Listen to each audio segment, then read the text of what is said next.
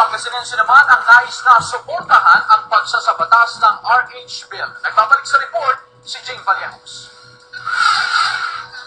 Matapos ang 16 na taong pagdidiskusyon kung titingkit ba sa plenaryo o hindi, naitakda na rin daw sa wakas sa Lunes ang debate tungkol sa mainit na usapin ng pagsasabatas ng reproductive health bill.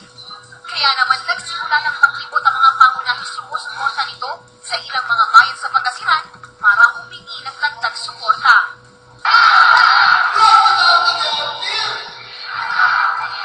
Nalangin ang mga sumalubong at nakinig sa forum, malaki raw ang tsansa na maaprubahan na ang RH bill.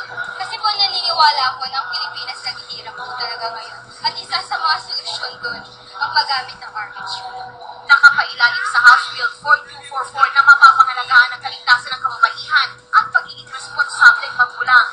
Wala raw nakasaan dito na kokontrolin nito ang populasyon o sang-ayon man sa abortion. Para sa mga teenagers, simula upper elementary hanggang high school, para nga matuto ang mga kabataan. Handa na rin daw ang mga mangbabata sa debate sa Lunes sa kabila ng mariing pagtutol, lalo na ng simbahang Katolika.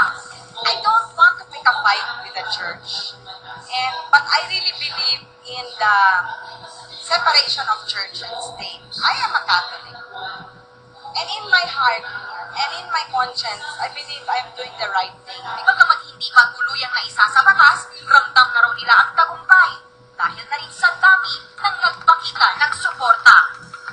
Jing Vallejos,